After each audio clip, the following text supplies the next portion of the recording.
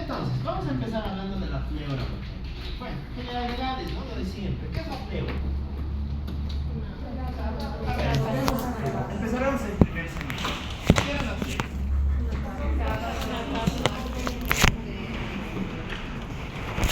Ya, muy bien. ¿Cómo se clasifica? ¿Cuáles son las hojas que tienen? Características estructurales e histológicas de la pleura visceral.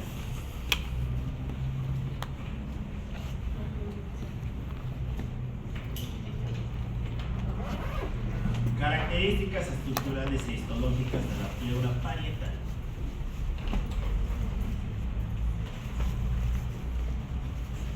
Ah, ¿cómo es? ¿Qué es esto?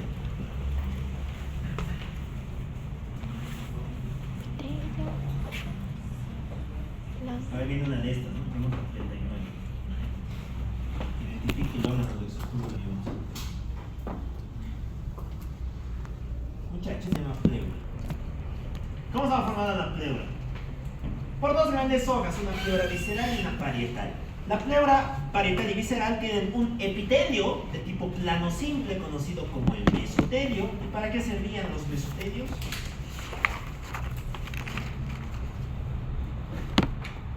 ¿Qué era un mesotelio?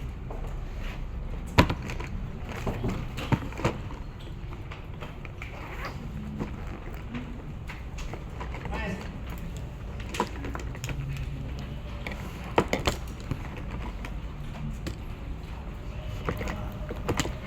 Es un epitelio plano simple, especializado en el intercambio de sustancias.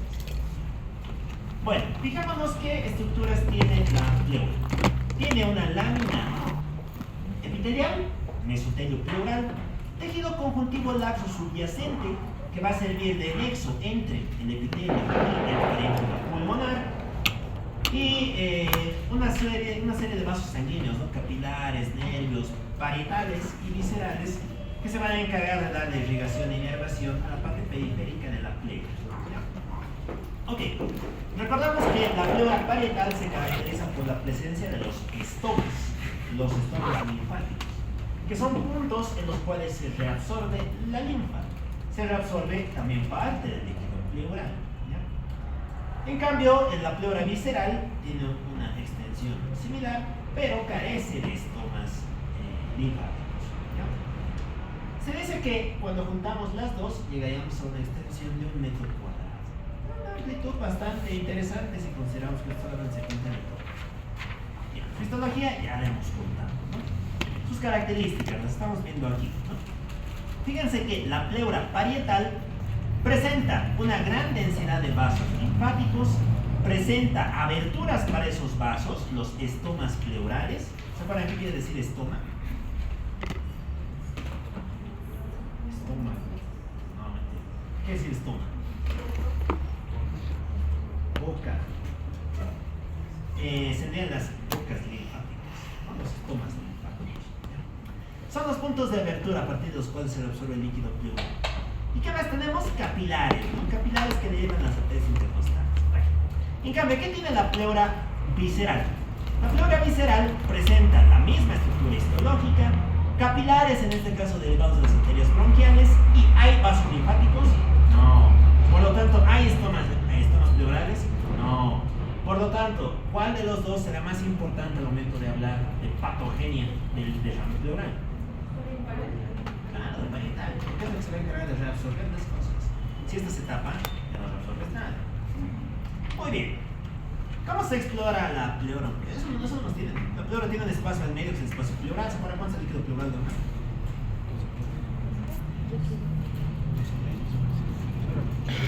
Debajo de 10 ml. ¿Y para qué sirve?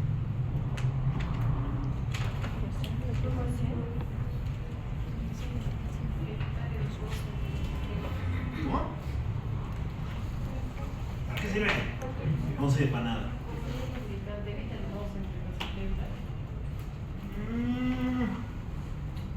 No.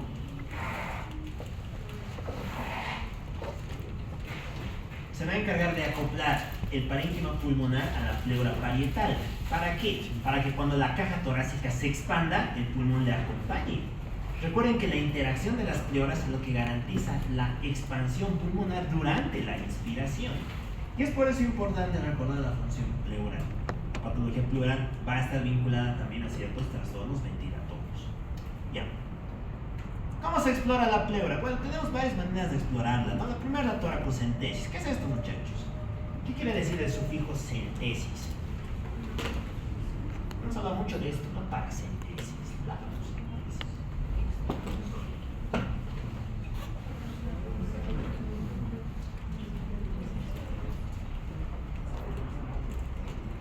¿Cómo es?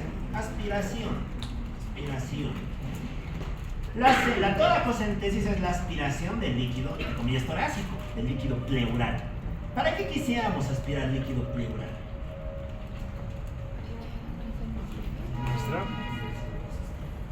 Ya, para evaluar sus características. Muy bien, vamos en un momento a esta parte bien interesante. Nos permite empezar a formular determinadas sospechas etiológicas. Muy bien. Toracoscopía. ¿Qué quiere decir el sufijo oscopía? Ver, muy bien. ¿Qué será la toracoscopía?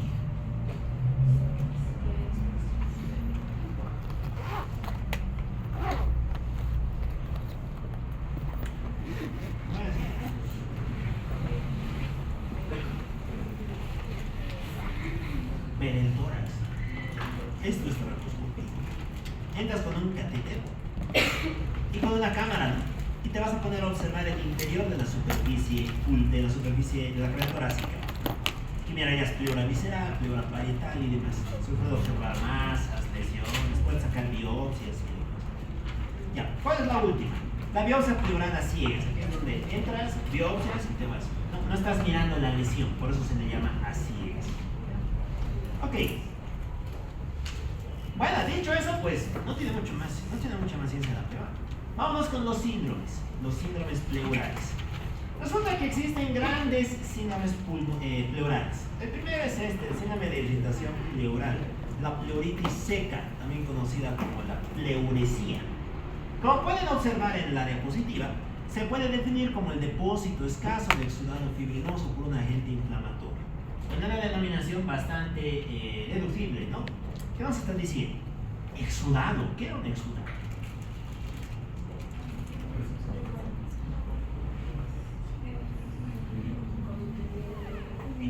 ¿Cómo es que es un exudado? ¿Contiene proteínas? Ya, es un líquido rico en proteínas, rico en células y con una densidad alta. Entonces, ¿qué nos está diciendo? Vas a aportar un líquido de esas características. Y como es rico en proteínas, ¿cuál será la proteína más importante? La fibrina, ¿no? ¿De dónde derivaba la fibrina? ¿Cómo es? ¿De dónde deriva?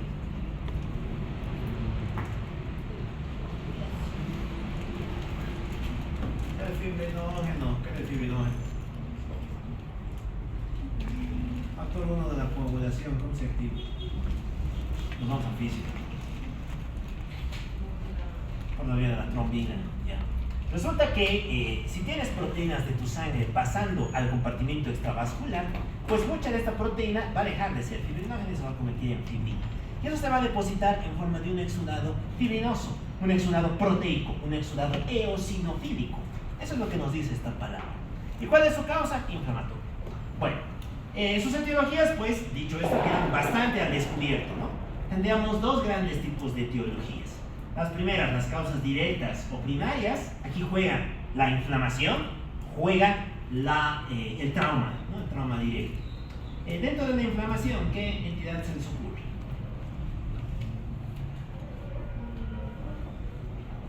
¿Qué fenómenos inflamatorios pueden producir esto?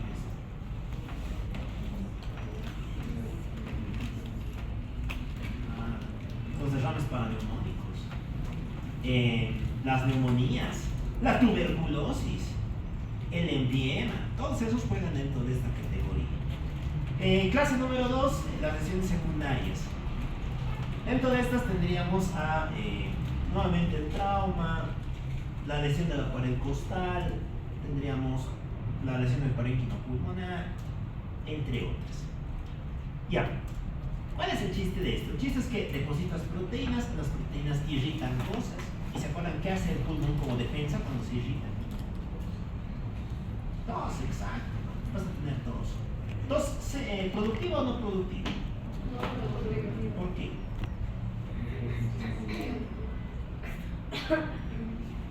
Estoy de acuerdo, ¿por qué? ¿Cómo es? ¿Por qué? Es productivo. ¿Dónde está la irritación? La pleura. Y cuando toses, expectoras contenido de la pleura, expectoras contenido de la vía aérea. La vía aérea aquí dentro del CAP está bien, dependiendo de la etiología. Entonces, lo habitual es tener tos seca, tos no productiva, porque no tienes acumulación de líquido en el alveolo, ya en la vía aérea. Muy bien, fuera de esto, pues no se produce mucho más. Creo que sí es bastante sencillo. Aquí estamos viendo un dibujito bastante representativo de este fenómeno, ¿no? Fíjense que una pleura normal tiene sus dos láminas separadas por el espacio pleural. Y en el caso de la pleuresía, ambas se van a inflamar. Como se inflaman, depositan proteínas. Aquí es donde estaría el exudado fibrinoso. Y este exudado va a ser el que finalmente desencadene una adhesión entre una hoja y la otra hoja. Ya. Con el fenómeno irritativo que esto conlleva. Muy bien. Llegamos al cherry del pastel. Estamos a mitad del tema. Síndrome del derrame pleural. Este es el verdadero tema interesante del día. Ya. ¿Cómo definiríamos esto? La definición está aquí, ¿no? Acumulación excesiva de líquido en el espacio pleural. Muy bien, se puede clasificar de varias maneras, según su contenido, según su localización. Por su contenido, como siempre, ¿no? Exudado, trasudado. Por su localización, puede ser basal, apical, la región intermedia y demás. ¿Ya? Entonces hablaríamos de derrames pleurales típicos y atípicos, ¿sí?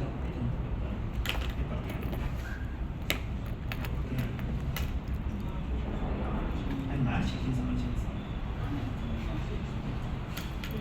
El Evo. Los he visto. Los androniquistas. Ya. Bueno, entonces, listo, poco más. Causas, mecanismos. Esto lo hemos contado ayer, muchachos. ¿Cuál es la causa de cualquier derrame? Empezando en el peritoneo, terminando en esto. Y va a ser lo mismo cuando llegamos al pericardio. Todos juegan bajo las mismas reglas.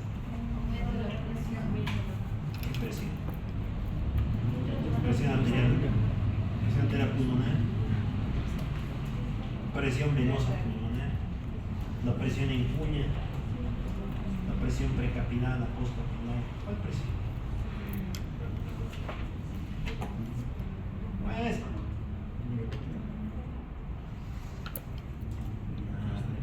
a ver, nos acordaremos. ¿Qué es derrame? Definan derrame. Estamos al tercer semestre, ¿no? Está en el Robbins. En el tema del que estamos hablando.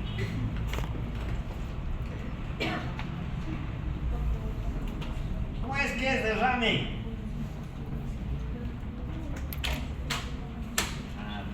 Es el paso del líquido desde el contenido intravascular hacia una cavidad. ¿Y por qué los líquidos podrían ir desde los vasos sanguíneos hacia las cavidades? Se han vuelto rebeldes y han dicho, no, ya no quiero estar los vasos afuera, vamos a la pleura. Tal vez, pero no pasa eso. La sangre no está rebelde. ¿Qué pasa? Tiene que haber alguien que le anime a la sangre a salir. Y ese alguien, ¿cómo queda determinado? ¿Se acuerdan? Con la ley de las presiones de Stalin. Claro, vuelve a jugar la ley de las presiones de Stalin. ¿Cuál era la fórmula de la ley de las presiones de Stalin?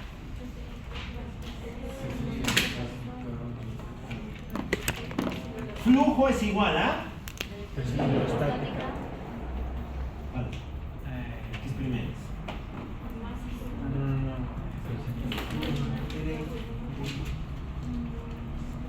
Bueno, que no han visto semillas.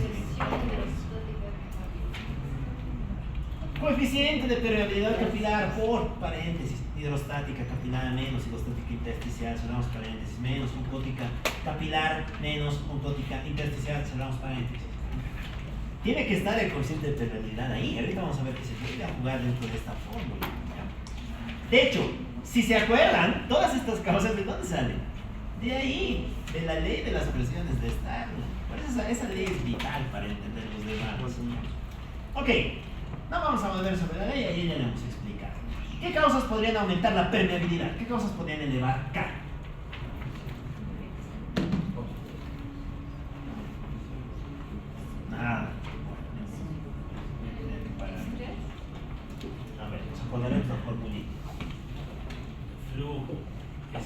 A, permeabilidad por presión hidrostática capilar menos presión hidrostática intersticial menos oncótica capilar menos oncótica intersticial.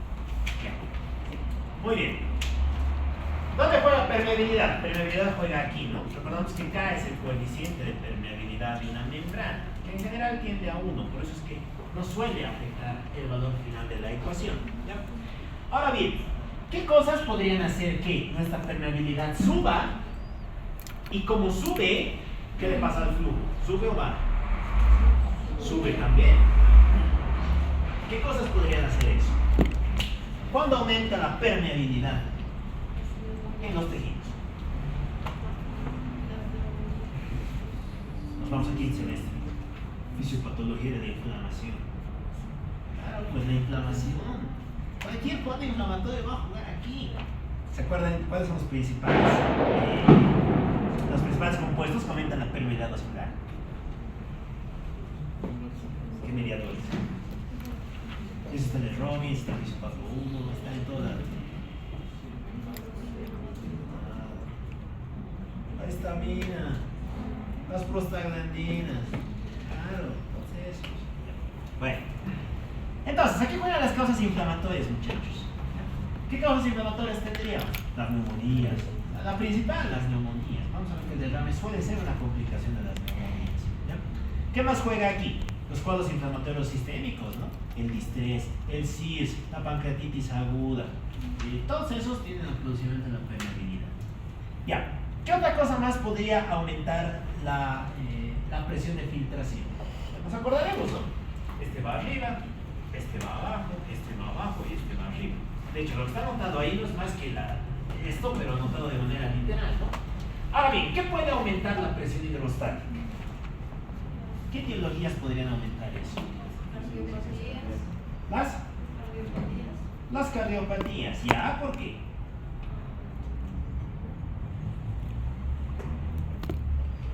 Por la transmisión retrógrada de las presiones, ¿no? Si tu corazón izquierdo falla, la presión se acumula y si se acumula se transmite a la circulación postcapilar, a la circulación capilar, después a la circulación precapilar y finalmente hacia el ventrículo derecho. Ya, pero en ese caso el derrame pleural sería consecuencia de el edema intersticial o sería consecuencia de la patología cardíaca. Del edema intersticial, ¿no? Porque recordamos que la patología cardíaca primero te produce edema intersticial, después edema alveolar y tienes que haber tenido tanto líquido en tus alveolos para que al final ese líquido salga fuera de la pleura. ¿Ya? Por eso que suele ser una manifestación muy avanzada de la cardiopatía de insuficiencia cardíaca izquierda. Ya. ¿Qué otra cosa más podría jugar aquí? No es habitual, pero por poder podría, ¿no? Los fenómenos vasculares. Aquí podría jugar aquí. Ya. Disminución de la presión intrapleural. ¿Qué podríamos tener aquí? ¿Cómo puede bajar la presión intrapleural?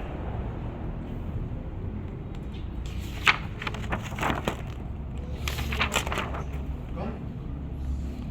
Colapso. No. Ya. Bueno. Las complicaciones de la punción. Un drenaje muy rápido, un colapso después de una punción torácica, de una toracocentesis. Disminución de la presión oncótica. ¿Quién juega ahí aquí? Es lo mismo que hemos dicho ayer. ¿Quiénes bajaban? ¿De qué dependía la presión oncótica? ¿De qué proteína? De la hemopexina. ¿De qué proteína? De la albúmina. ¿Qué se produce la albúmina? ¿Qué causas tienes para hipoalbuminemia? La cirrosis juega ahí, una hepática crónica, otra. Otra es que tu hígado funcione bien, pero tú excretes proteína con tus desechos. Claro, el nefrótico juega ahí. Ya, muy bien. Y en estados muy severos puede entrar la desnutrición. En este caso ¿qué tendrías? Kwashiorkor, marasmo. Kwashiorkor. Muy bien. Recuerden que suele haber mucho edema, porque tienes el abdomen abombado. En realidad lo que tienes es un derrame en la cavidad abdominal. Ya. ¿Qué más? Que se altera el drenaje linfático. Aquí juegan las la patología linfática, juegan las linfangitis, juegan los tumores, juega el derrame muy severo también, porque al final tienes tanto líquido que tapas tu vía linfática y por ende no puedes absorber nada. Y finalmente el paso transdiafragmático. Esta cosa es bien interesante, ¿no? ¿A qué hace alusión? Hace alusión a que, si se acuerdan, los pulmones descansan encima de las cúpulas diafragmáticas, ¿no? Y recordamos que las cúpulas tienen pilares y tienen hiatos, tienen huecos. Por esos huecos, parte de este líquido puede fluir. Y cuando fluye, se acumula en las porciones apicales, en las porciones superiores del abdomen, ¿no? Generalmente arriba del hígado y demás, ¿no? Ese es el paso transdiafragmático.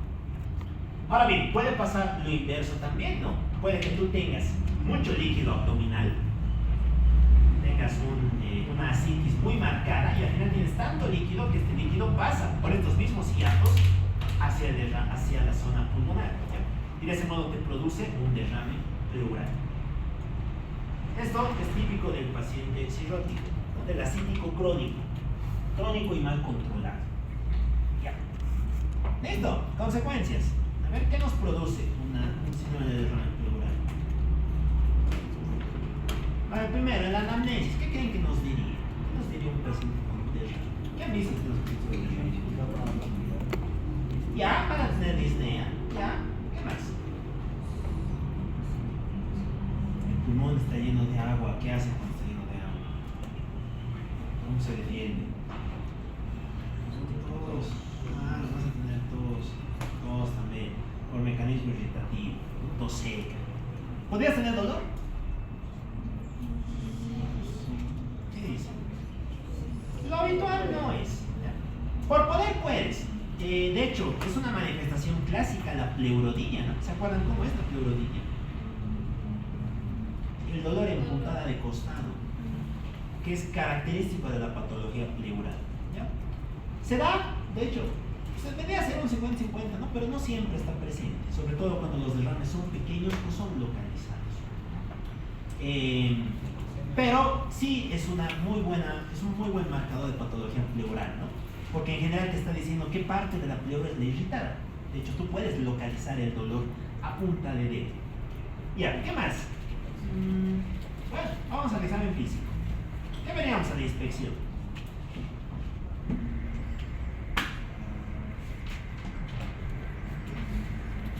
En general, nada, ¿ya? Si el derrame fuera muy masivo, ¿qué veríamos?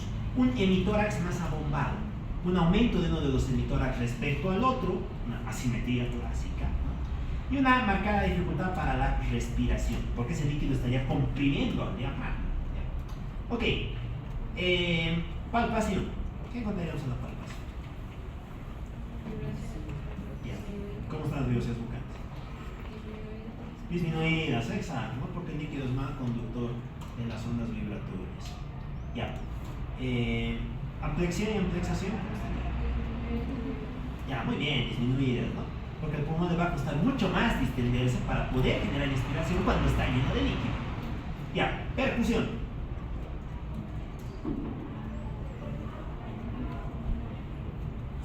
Pues, este tour es no fatal. Ya, matidez, muy bien, una región de matidez localizada. Ya. Ok. Y finalmente, auscultación. ¿Qué encontraríamos?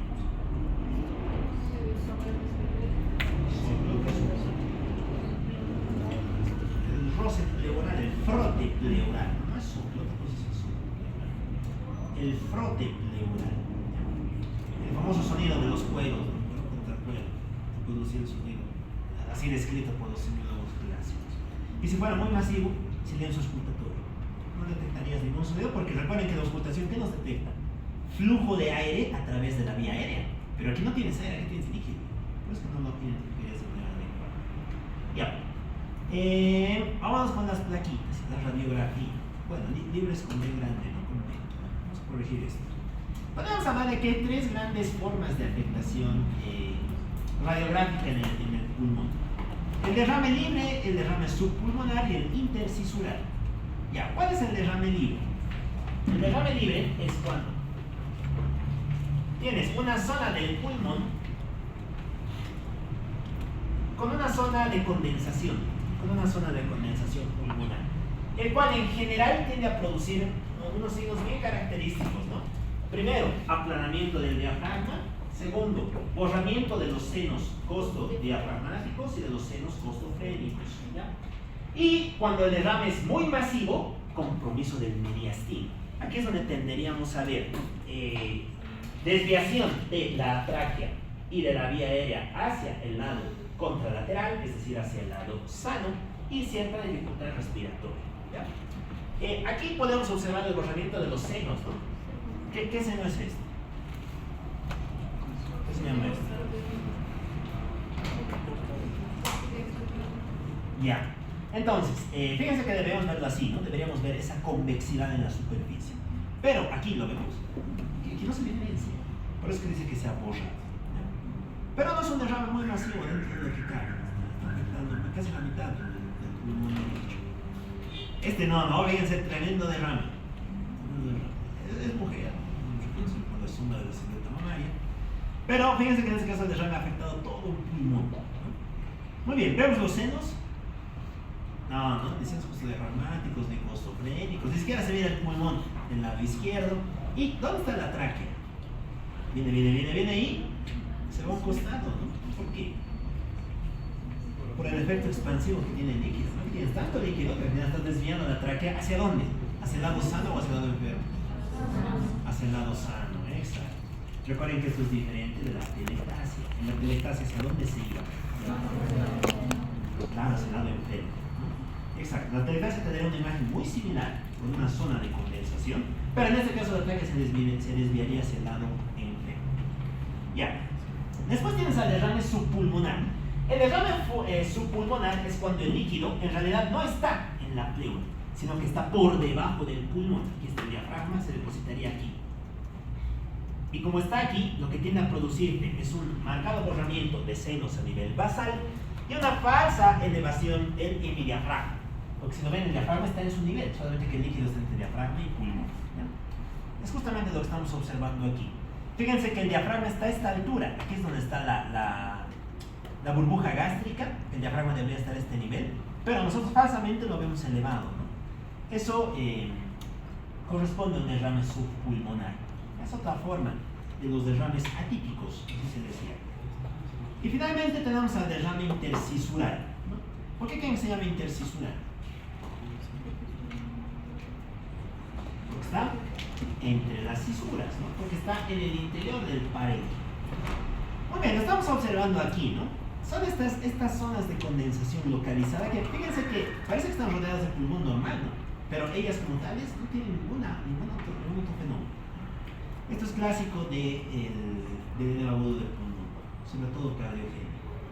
Ya, aquí pasa algo bien interesante. Cuando lo miras así, esto se denomina nódulo. Y hay mucha gente que podría empezar a pensar, se puede tratarse de un tumor. Porque cuando miras un nódulo, primero que pensar es el tumor, en cáncer de pulmón, que es el hecho más frecuente en el mundo mundial. Entonces, como parte del manejo del derrame, se le suele dar un diurético. Y cuando le das el diurético, le haces después la placa y en la placa ya no hay nada. Esta imagen desaparece.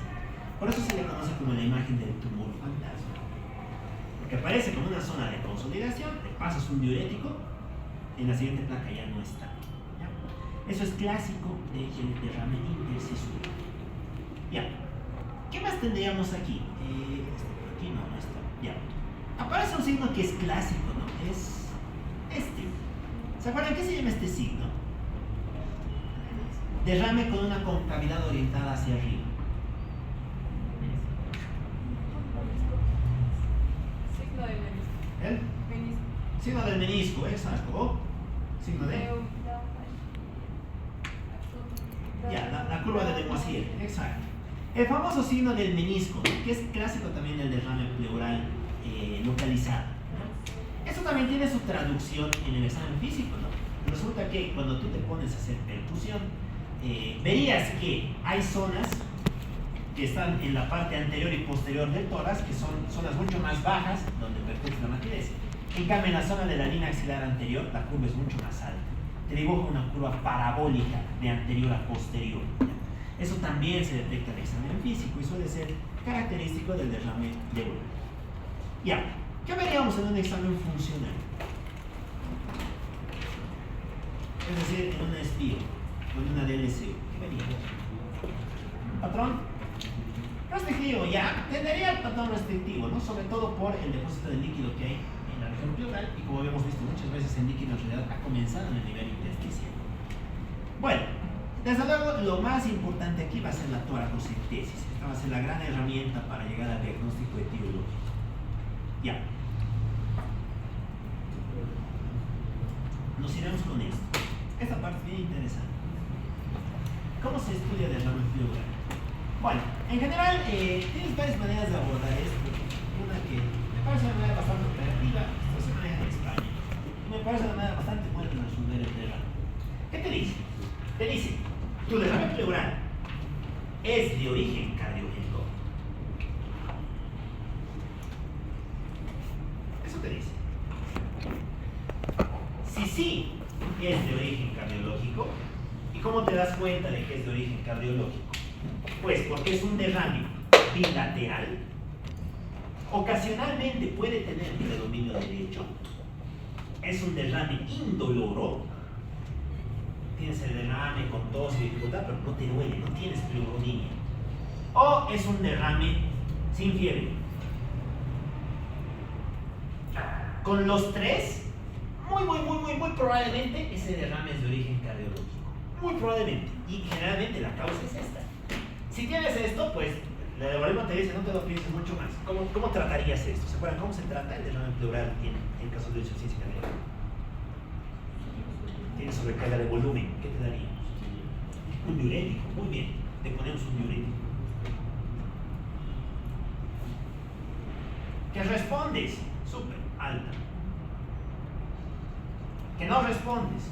Bueno, aquí ya nos vamos al otro lado del algoritmo. ¿Ya?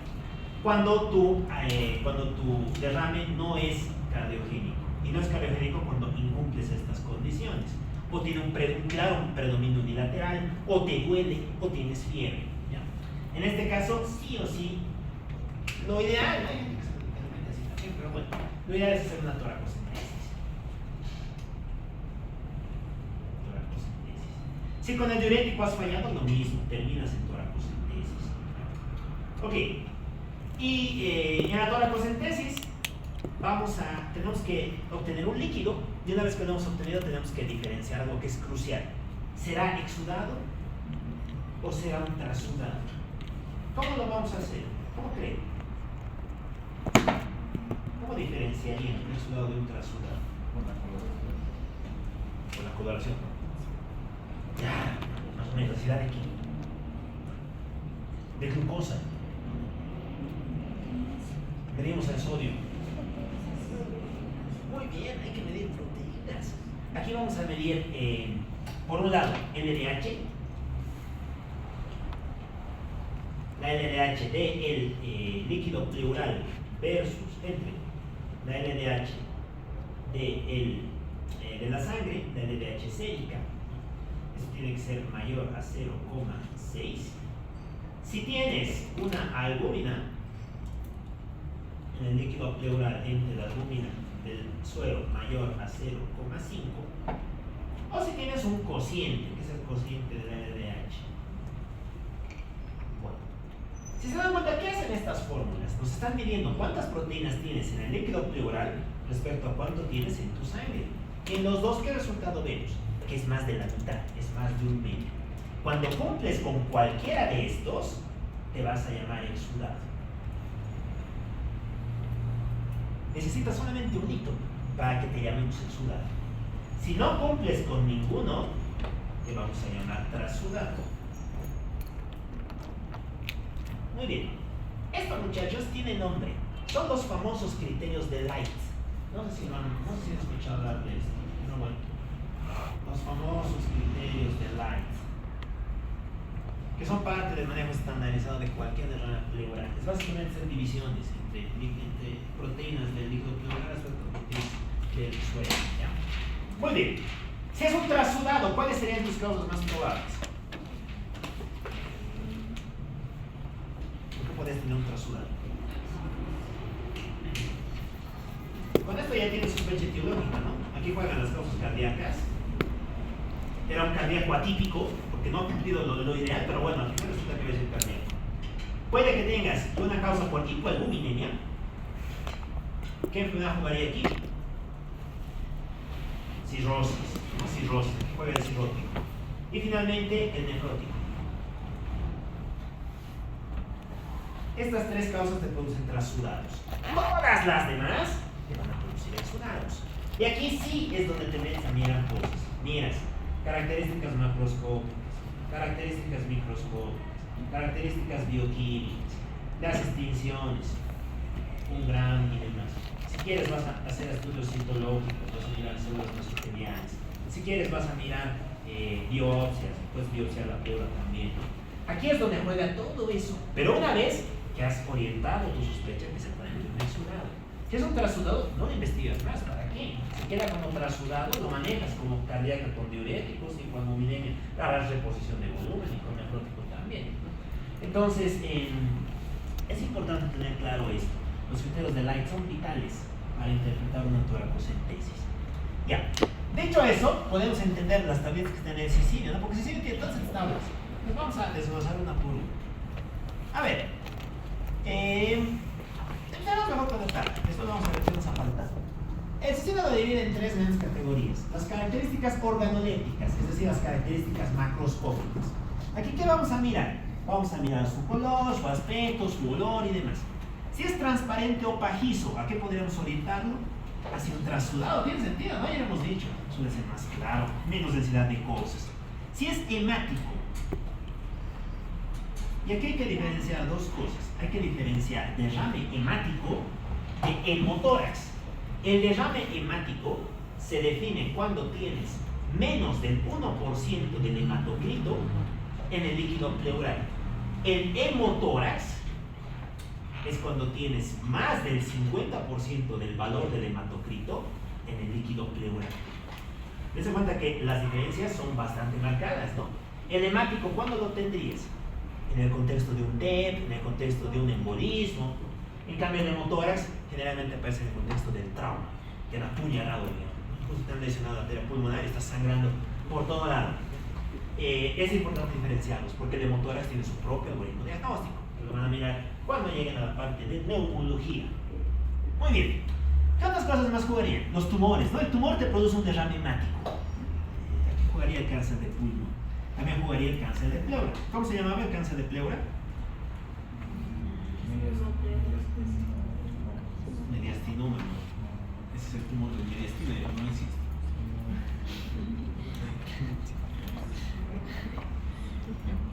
Mesotelioma. Ya entienden dónde se llama mesotelioma, ¿no?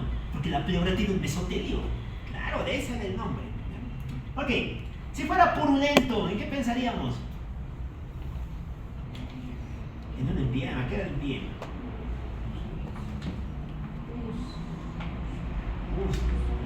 Pues qué.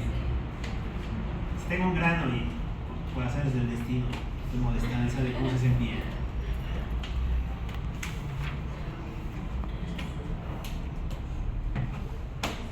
En la pleura. Presencia de pus en la superficie pleural. Etiologías del empiema, infecciosas. Recordamos que es una complicación de ¿qué?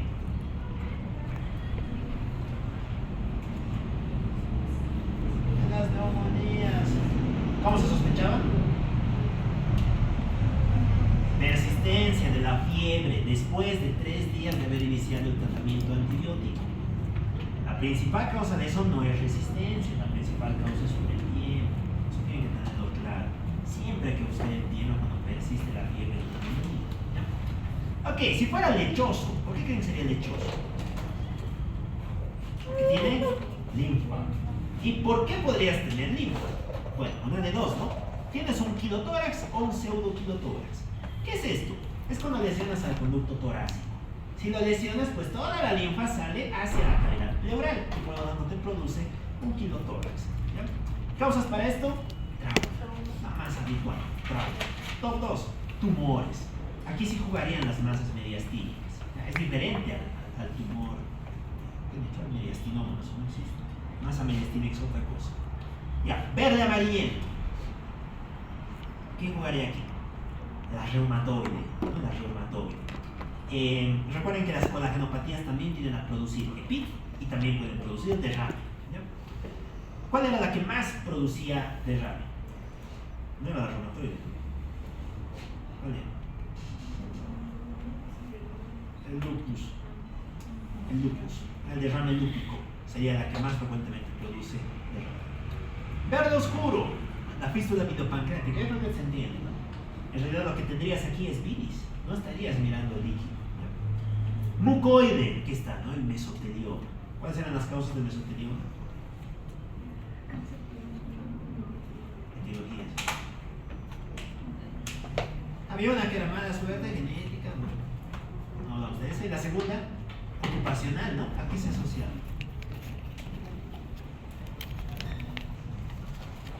A la asbestosis. Bueno, olor pútrido. Lo de siempre, ¿no? ¿Cuándo una cosa huele fatal? Cualquier bacteria. El E. coli.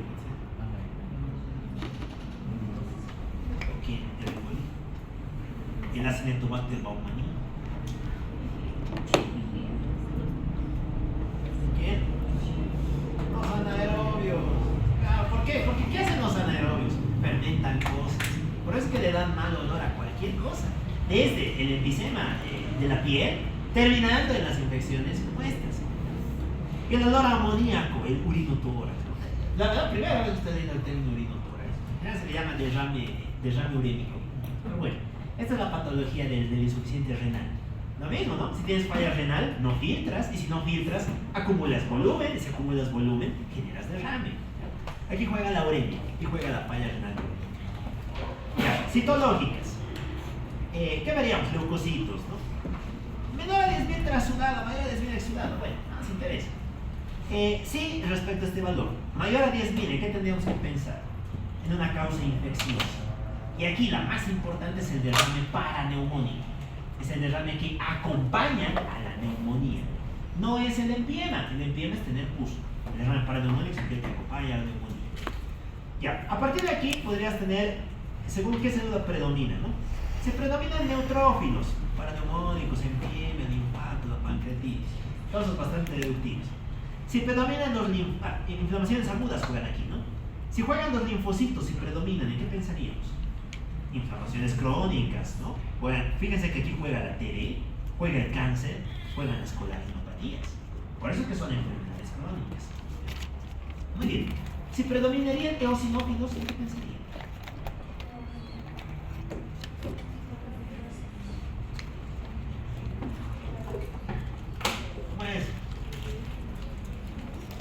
Los síndromes de hemorragia alveolar difusa, ahí jugaría Kühler-Strauss, jugaría Wegener.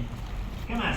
Tendríamos a las infecciones parasitarias, tendríamos a la sarcoidosis, tendríamos algunos tipos de EPITS, la neumonitis eosinofílica crónica y aguda, por ejemplo. El AFPA también, ¿no? La aspergilosis broncopulmonar alérgica.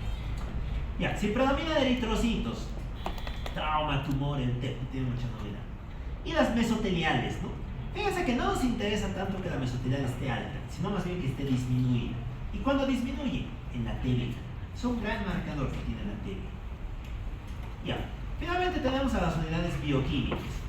Proteínas ya lo hemos dicho, ¿no? Elevado, exudado. LDH también, elevado, exudado. pH. El pH normalmente tiene que ser arriba de 7.3. Si está por debajo, asumes que el derrame suele ser infeccioso, generalmente paraneumónico. ¿Qué otra causa nos jugaría aquí? Aquí juegan las colagenosis. Juega reumatoide, juega lupus, juega sarcoidosis y demás. Ya. La glucosa baja tiene la misma interpretación que el pH. Paraneumónico, neoplásico, reumatoide. Amilasa. ¿Por qué podríamos tener amilasa alta? ¿Qué etiologías justificarían ese caso? ¿Cuánto se elevaba la amilasa?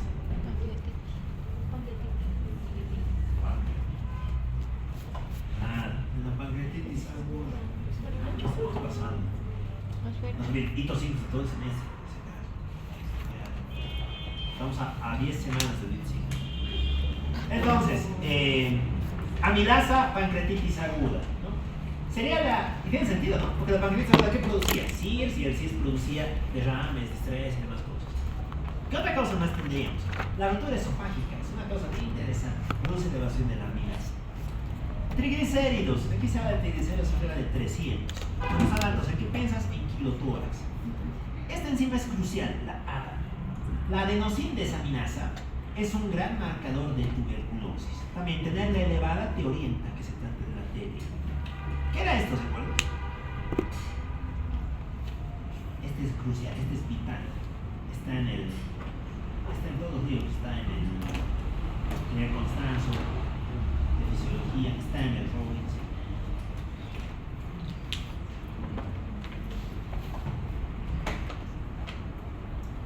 El péptido natriurético cerebral. ¿Qué hace esto, se acuerdan? Es una hormona que se libera desde la aurícula izquierda y derecha en respuesta a la sobrecarga. Lo que hacen es que tu orina tenga mucho sodio y como tienes mucho sodio pierdes agua. De ese modo disminuyes la sobrecarga. Es un mecanismo de protección que tiene el corazón. ¿Ya? ¿Y cuándo se elevaría? Pues cuando tu corazón no pueda impulsar esa sangre, es decir, en la insuficiencia cardíaca. Y el cual estaba en la pseudoquilotórax. Muy bien. Listo, ¿qué nos ha faltado? Vamos a hablar de esto. Vamos a hablar de todo, ¿no? Lo microbiológico, cuando sospeches que tengas una etiología infecciosa, y aquí usarías tinciones, ¿no? La más habitual, el gramo. Te puede orientar hacia la causa del derrame paraneumónico. Si quisieras ver VAR, ¿qué tinción deberías usar? Sí, Nielsen, muy bien. Y si quisieras confirmar que se trata de TB, ¿podrías cultivar? ¿En qué agares se cultivaba el TB? Lo que puedes cultivar es... No es muy útil, su rentabilidad es bastante baja, pero si te da positivo, te orienta mucho respecto al diagnóstico. Lowenstein-Jensen, agar del Middlebrook. Son los dos grandes agares para TB. Ya, la citología, ¿no? Eso sobre todo, ¿cuándo te sirve? En los tumores. Aquí podrías encontrar la célula tumoral, que es una célula que tiene morfología de adenocarcinoma, de célula epidemioide y demás. Y la biopsia pleural cuando la masa está en la pleura. Generalmente aquí juega el mesotelioma o las metástasis de un cáncer pulmonar. Muy bien. Bueno, aquí están sus características. Vamos a ir rápidamente con esto. Si tienes falla cardíaca, ya hemos visto, ¿no? Trasudado. Líquido pleural, de trasudado. Diagnóstico, clínico o toracocentesis, y el tratamiento, un diurético. ¿No? La cirrosis y el nefrótico son 2/3 partes de lo mismo. El paraneumónico, ¿qué características tenía? Características de exudado, células, ¿qué células estaban elevadas? Neutrófilos, predominio de neutrófilos, pH bajo, glucosa baja, y su diagnóstico, bueno, la toracocentesis, el tratamiento, antibióticos. Aquí manejamos, nos ponemos en antibióticos. El empiema es lo mismo. El vírico, en este caso el líquido sería mucho más claro, glucosa normal, pH normal. La TB, el líquido de aspecto en general también claro, a veces puede ser turbulento. La glucosa suele estar disminuida, el pH suele estar disminuido. ¿Qué marcadores tenía la TB? El ADA, vamos a subir en el ADA, la adenosín desaminasa, gran marcador de la TB. Si fuera neoplásico, ¿qué tendríamos? Células tumorales en el derrame, podríamos tener un estudio citológico, glucosa generalmente baja, pH también bajo. Y el tratamiento puede ser el tratamiento de la causa. El hemotórax, lo mismo. ¿Cómo sería el líquido? Sanguinolento, ¿no? Tendría un aspecto rojizo, tendría una gran cantidad de eritrocitos, una menor densidad de otras células, y su tratamiento es el de la causa. Aquí entra la parte quirúrgica y demás. Ya, el quilotórax y el pseudoquilotórax tenían características de líquido lechoso. Líquido lechoso, ¿qué más tenía? Colesterol alto, triglicéridos altos, células bajas y poco más. Y el tratamiento es también etiológico, también te puedes apoyar en diuréticos. Ya, y la reuma y el lupus. ¿Qué características tenían? Elevación de linfocitos, disminución de pH, disminución de glucosa, líquido de aspecto inflamatorio. ¿Podrías encontrar anticuerpos? Sí, podrías. Aquí perfectamente puedes tener factor reumatoide positivo, un ANA positivo, un anti-DNA positivo. Y el tratamiento es con corticoides. Esto se considera una complicación de esta patología. Muy bien, listo, hasta ahí el temita del derrame. Es el punto más importante de la patología pleural. Por lo menos alguna vez van a encontrarse con un derrame. Y en general, ¿con qué se trata? ¿Listo? Cualquier derrame. Te ponen un tubo, ¿no? Un tubo que está conectado a unos frascos. ¿Se acuerdan qué se llama eso? Eso te permite drenar el derrame. Un sello de agua. Eso te permite salvar cualquier derrame, independientemente de su etiología. Ya la cirugía torácica. Bueno, ahora hay que repasar esto. Tenemos una leyita para resultados. Después. Ok, vamos con el neumotórax. ¿Qué es el neumotórax? Presencia de aire en la cavidad pleural. Esto tiene mucho más. Causas. Trauma. Ya. Bueno, pueden ser de dos tipos. Inducido y espontáneo. Es como llamarlo primario y secundario. El inducido vendría a ser el secundario a algo. Y dentro de ese algo, ¿qué tenemos? Tenemos el trauma. Ya, muy bien, ¿qué más? La iatrogenia. Estás queriendo poner, digamos, un catéter, una vía central y perjuicio el pulmón. Más puede ser neumotórax. ¿Qué más? Bueno, la patología que comunique a la pleura con la superficie cutánea. Podrías tener tal vez alguna pista. En general las causas suelen ser traumáticas. La espontánea, ¿cuál es? Cuando no tienes una causa clara. Estabas sano, feliz de la vida, das un brinco, porque la gente es así, son gente, pues no pasan personas jóvenes, varones, dan un salto y cuando caen, sensación de disnea súbita, inmediata. Ese es el neumotórax espontáneo. En realidad no es tan espontáneo, porque es secundario a algo. Ese algo se conoce como bula, la ruptura de las bulas pleurales. ¿Y se acuerdan qué eran las bulas? Se escribe como bulla. ¿Qué eran las bulas?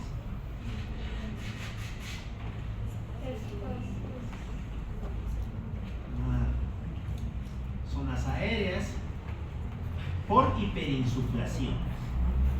¿En qué enfermedades teníamos bulas?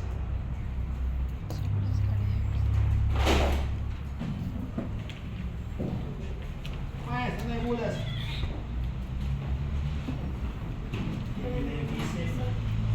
Claro. Si te has comido tus tabiques alveolares, pues ¿qué es lo que te va a quedar? Una sola gran burbuja llena de aire y de pared delgada.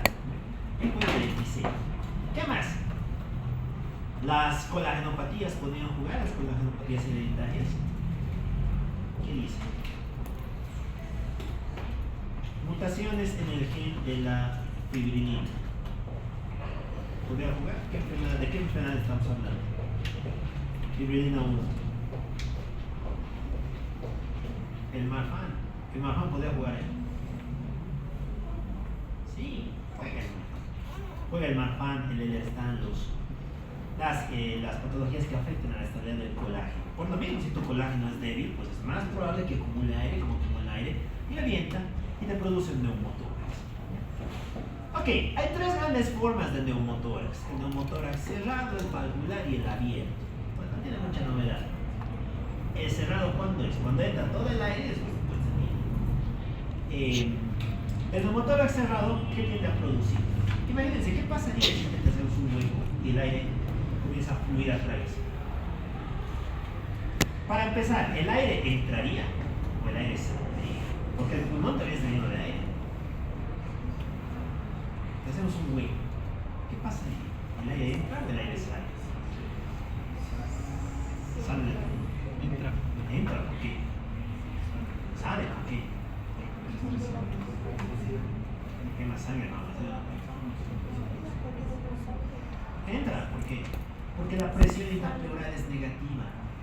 Claro, normalmente tienes ahí una presión que tiende a absorber cosas, ¿no? Entonces, cuando creas una comunicación, el aire va a entrar porque la presión ya es negativa, ¿ya? ¿Y eso qué va a producir? Pues que el aire ingresa dentro de la cavidad pleural y tu pobre pulmón, de todo el espacio que tenía para expandirse, pues ahora solamente le queda esto.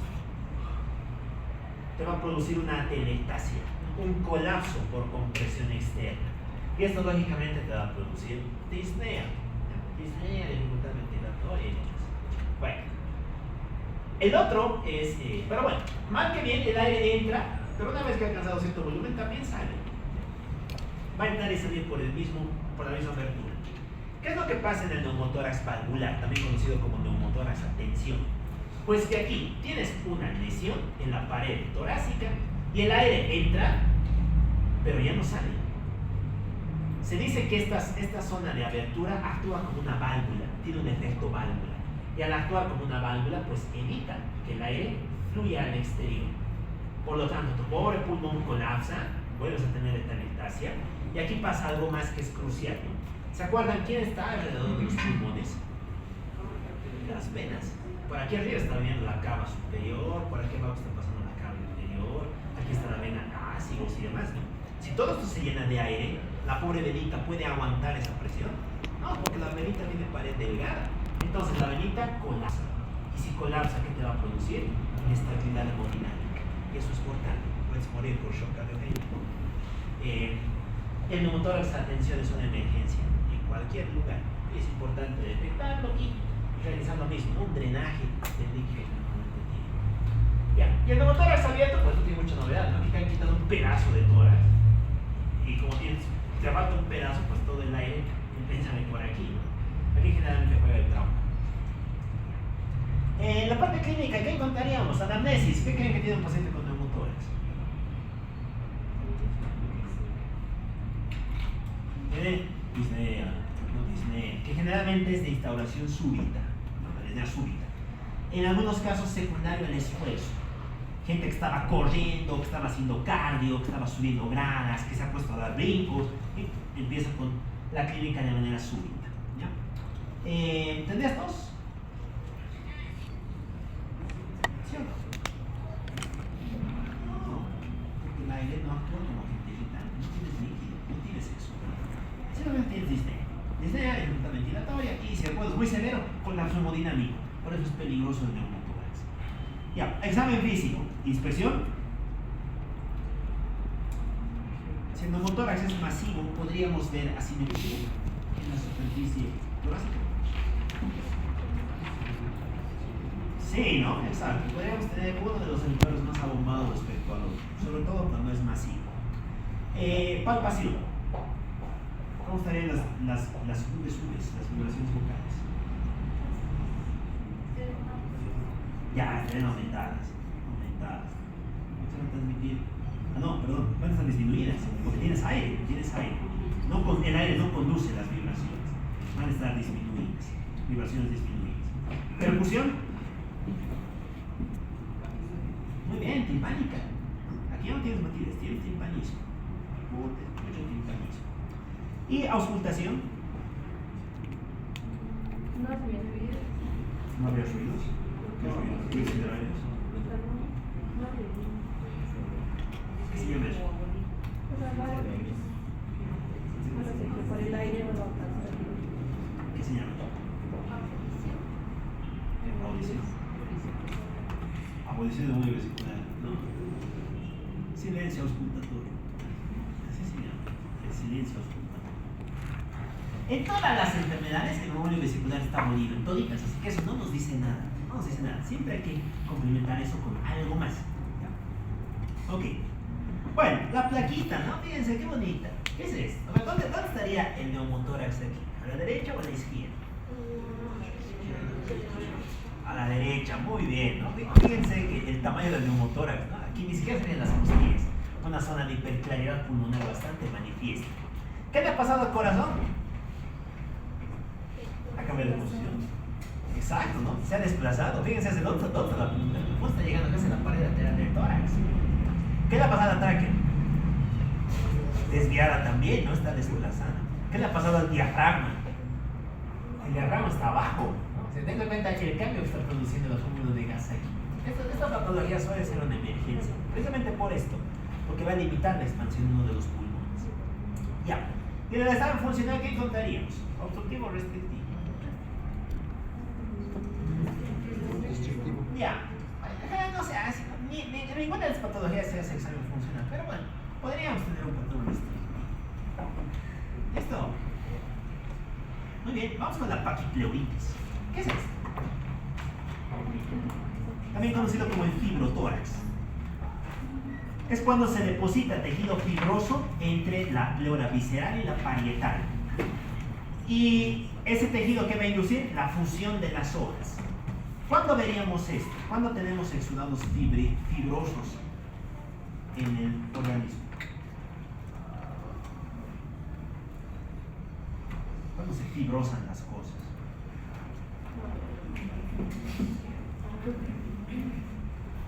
¿Cómo se fibrosan las cosas? Cuando tienes una inflamación crónica. Entonces, ¿cuál va a ser su principal etiología? Las inflamaciones crónicas. Y si les digo, ¿qué inflamaciones crónicas le pasan al pulmón? ¿Qué piensan? Neumonía suele ser aguda. Rara. ¿Cuál? Inflamación crónica del pulmón. La tuberculosis.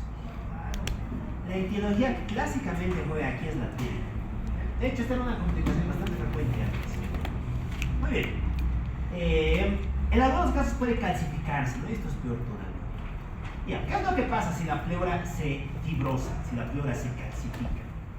Pues que ya no vas a tener una zona donde poder expandir tu pulmón, ¿no? En este caso, tienes una pared aquí adelante que es rígida. Y el pulmón, cada vez que quiera expandirse, no va a poder hacerlo. Por lo tanto, vas a tener una dificultad marcada para la inspiración. Esta dificultad inspiratoria suele ser secundaria al engrosamiento de la pleura. Esto se conoce como la coraza pleural.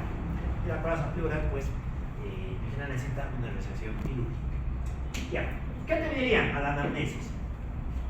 ¿Qué te diría el paciente? Disnea y dificultad para respirar después de el ejercicio. Porque ahí es donde necesitas meter más aire, ¿no? Ahí es donde vas a hacer más uso de tu capacidad inspiratoria. Entonces, es clásica la dificultad después del ejercicio y cuando el cuadro es muy avanzado, también afecta el reposo. ¿Ya? Ok, examen físico. A ver, ¿qué veríamos? ¿Inspección? ¿Veríamos algo? No, en general es difícil de mirar algo aquí. Palpación. ¿Cómo están las vibraciones vocales? Ahora están aumentadas. Tienes una zona rígida y esa zona rígida va a conducir muy bien las vibraciones vocales. Percusión. Ya, matidez, muy bien. ¿Y auscultación?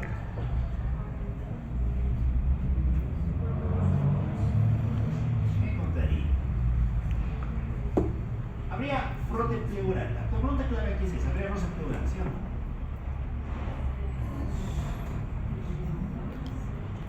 ¿Comercial?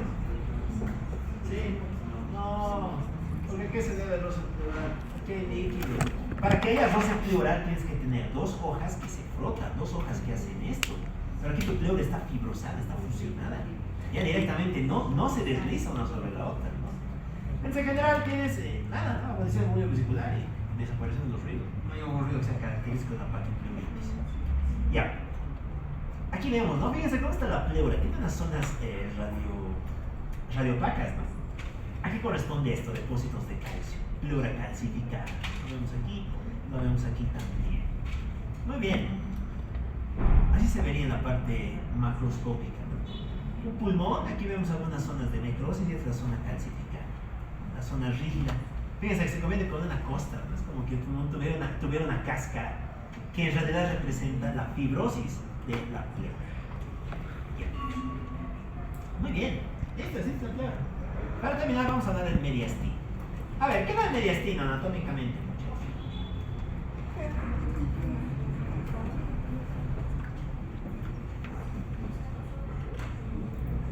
es el mediastino? ¿Qué es el mediastino?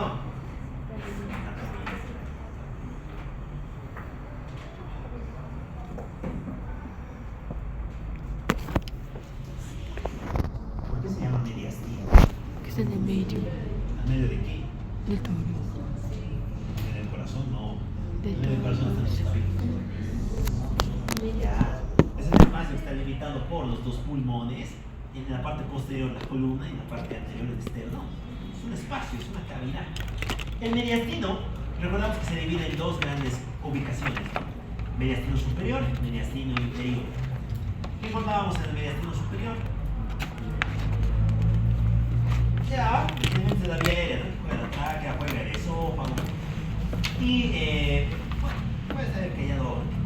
En el mediastino inferior, en cambio, se va a dividir en tres partes, ¿no? Mediastino anterior, medio y posterior. ¿Qué encontrábamos en el mediastino anterior? Estómago, no. ¿Qué se encuentra en el mediastino anterior? Anatomía. Diafragma, no, con que me va. El timo. Claro, ahí está el timo. El timo. La patología típica se estudia con el mediastino, por eso mismo. ¿Quién está en el mediastino medio? Ya, el corazón, ¿no? Con la raíz de la aorta y demás. ¿Y en el mediastino posterior? Ya, la aorta, ¿qué más? La aorta descendente. Ya, las camas, ¿qué más? ¿Qué es esto? Músculo, ¿qué músculo? Es el diafragma crural del diafragma. Es el pilar anterior o el pilar posterior. Es el esófago, muy bien. Estoy adivinando. Es el esófago. Entonces, si sabemos eso, podemos deducir la ubicación topográfica de las extremidades. Claro. Un timoma. ¿Qué tipo de síndrome te daría? Mediastino anterior, medio posterior o superior. Anterior, muy bien. El aneurisma de aorta descendente. Posterior, muy bien. La acalasia. Superior no. Posterior. Exacto. Posterior, ¿no? Porque la acalasia tiene la obstrucción aquí. Aquí es donde está el esfínter.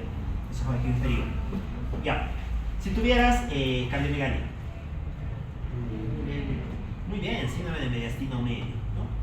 Aquí en general no suele haber muchas etiologías. Aquí jugarían las adenopatías mediastínicas. ¿En qué enfermedades tenemos adenopatías mediastínicas? En los linfomas. Ahí es donde clásicamente juega un tipo de linfoma, ¿no? ¿Se acuerdan cuál? El linfoma de Hodgkin. De hecho, si se acuerdan, en la escala de Ann Arbor, que se utiliza para el estadiaje del linfoma de Hodgkin, entra la ubicación topográfica de los ganglios. Muy bien. Bueno, aquí vemos las plaquitas, ¿no? Ensanchamiento mediastínico se llama esto. Ahorita vamos a hablar de esto. Ya, cuando el mediastino se afecta, ¿qué tenemos? Un síndrome mediastínico, no tiene mucha más novedad. ¿Cuáles van a ser las consecuencias del mediastínico? Conflicto de espacio. Hay muchos órganos, todos quieren estar en el mismo lugar, pero no pueden, por lo tanto, unos comienzan a comprimirse en los otros. Y ahí es donde tienes las manifestaciones clínicas. Ya, sus causas ya las hemos contado, ¿no? Dependen del compartimiento. Sus consecuencias. Si tienes cualquier masa expansiva, te va a producir lesión por tres mecanismos, ¿no? Por compresión, por infiltración y por irritación. ¿Cuáles serían ejemplos de lesiones por compresión? ¿Qué entidades etiológicas podrían producir lesiones por compresión? ¿Qué puede crecer y comprimir cosas por alrededor? Corazón, ya, bueno, puede ser cardiomegalia. ¿Qué más? El aneurisma de aorta, los aneurismas aórticos, los tumores y demás. Ya, por infiltración, aquí se juegan los cánceres. Aquí tienes una masa que crece y comienza a invadir tejidos vecinos, cánceres. Y por irritación, aquí tendrías fenómenos químicos. Podrías tener los derrames, el neumotórax y demás. Muy bien, esos te van a determinar una clínica variable. Va a depender del compartimiento afectado y de las manifestaciones asociadas.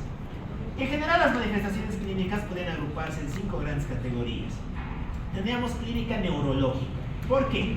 Porque se van a lesionar elementos nerviosos en el mediastino. ¿Se acuerdan qué elementos nerviosos hay en el mediastino? Neogrénico.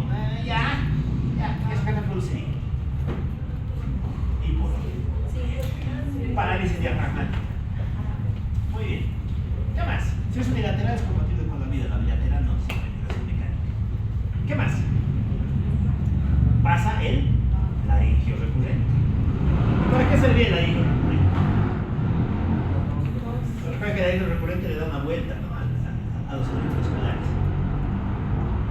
hacía el ánimo?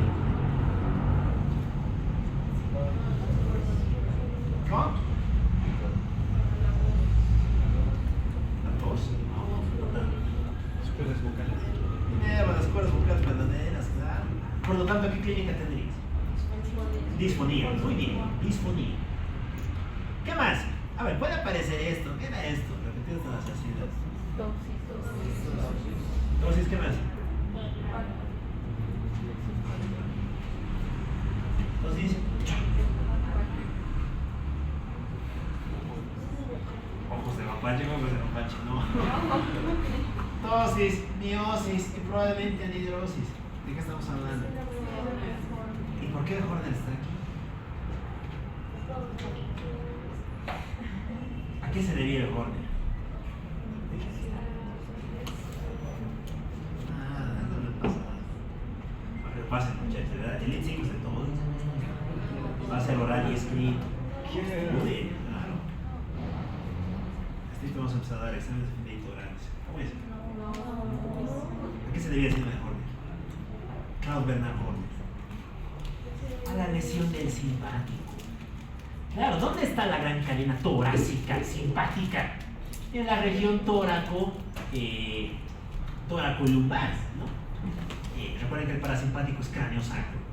Entonces, el hipotálamo, recuerden que manda nervios hasta la cadena simpática y de aquí sube el nervio hacia el ganglio cervical superior y de aquí recién se va hacia la pupila y demás cosas, ¿no?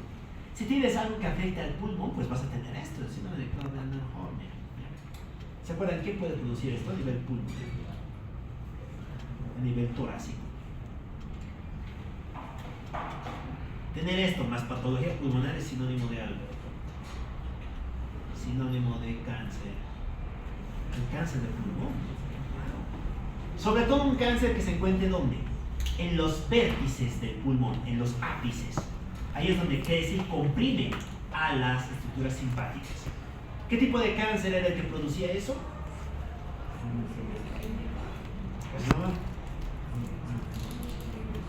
¿Cómo se clasifica el cáncer de pulmón? Clasificación histológica.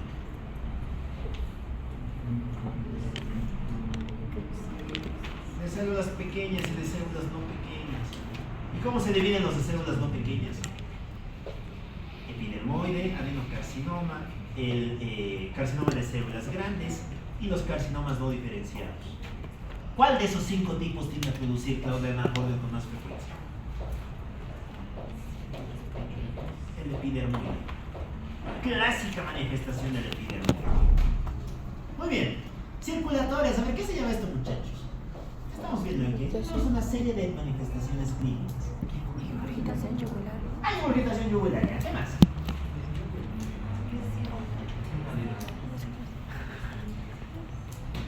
¿Qué más?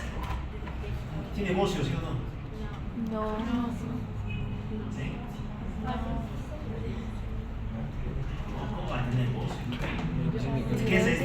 Tiroides. Su molleja. ¿Qué es eso?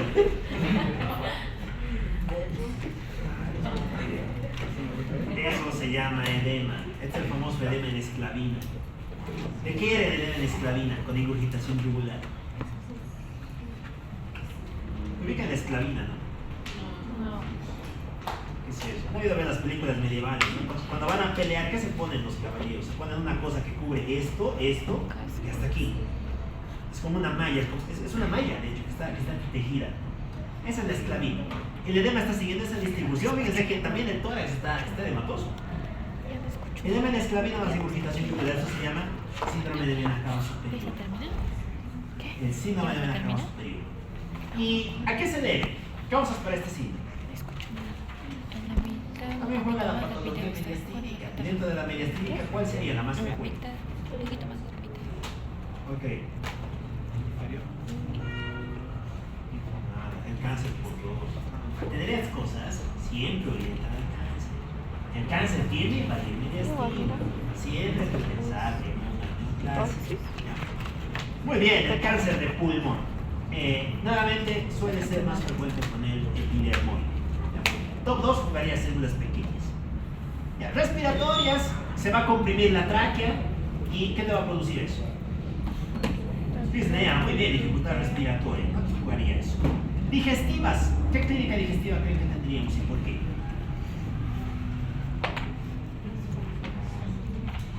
¿Qué habría? Disfagia, ¿por qué? Claro, porque si tienes una pelota aquí, sea cual sea la pelota, vas a apretar el esófago. El esófago solamente es un tubito de músculo liso. Cualquier cosa que crees que sea dura lo va a apretar y te va a producir dificultad. ¿Para qué? ¿Alimentos sólidos o líquidos? ¿Continua o intermitente? ¿Progresiva o intermitente? Progresiva. Algoritmo diagnóstico de la disfagia, eso también lo hemos visto. Hay que repasar eso. Muy bien. Todo hemos visto en general. Hemos visto bastantes cosas. Eso es bueno. Estamos aprendiendo bastante. Lógicamente, como damos bastante, también exigimos bastante. Así que hay que estar a la altura de la exigencia. En linfáticas, ¿qué tendríamos aquí? Las adenopatías. Las adenopatías y el quilotórax. Ya, muy bien. En la imagenología, esto, ¿no? Esto se llama ensanchamiento mediastínico. Fíjense cómo está la trama. Aquí, este problema es de la trama vascular, ¿es delirio? No, en realidad no. Fíjense que la trama está bien, los vasos de este lado están bien. No es problema de la trama, tienes una masa atrás. Y cuando le pidas una lateral, siempre se piden las dos, ¿no? PA y lateral. Observas esto. ¿Dónde está la lesión? Mediastino anterior, medio posterior, superior o inferior. Para eso sirve lo que hemos visto. ¿Dónde está la lesión? Muchachos, mediastino anterior, aquí está el timo. Mediastino medio, aquí está el corazón. Mediastino posterior. Causas más probables. Ni siquiera conocemos al paciente, pero etiología, eso es eso. Puede venir, no, pregunta 41. Mencione una etiología de este hallazgo. Carcinoma epidemiológico. Cáncer de pulmón, no. La patología de la aorta, el aneurisma, los aneurismas, los megaesófagos, la patología esofágica. Eso suele jugar aquí. ¿Ya? Muy bien. Bueno, más masitas, ¿no? Fíjense esto. ¿Qué les parece esto? A ver, lo mismo. Diagnósticos probables. Mediastino anterior, medio posterior. Muy bien, entonces diagnóstico probable. Tiroides con tiroides. ¿Qué es la tosalidad de tiroides? Bueno, apaguen unos. Ya, muy bien. ¿Cómo se llama el cáncer del timo? Adenotimosarcoma, no es. El timoma.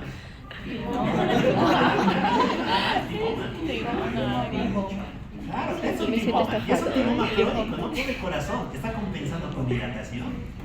Esto te está produciendo falla circulatoria y secundaria. Ello tienes un corazón de este tamaño. Tienes también cardiomegalia. Pero el origen del problema está aquí, en el timoma. ¿Se acuerdan a qué entidades se asocia el tiroides? Timoma se asocia a dos cosas. Se asocia a mayor incidencia de autoinmunes y miastenia gravis. Claro, porque ¿para qué sirve el timo? Funciones del timo.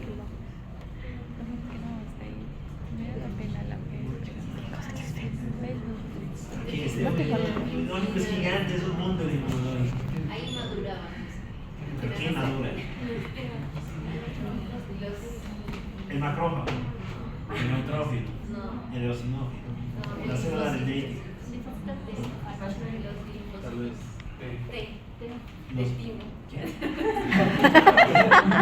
Por eso se llama linfocito, por eso se llama linfocito T, claro. Linfocito T en el timo, ya muy bien, es conocimiento. Ya conocen. Son cosas bastante lógicas. ¿Y por qué se llama linfocito B? ¿Dónde madura? No.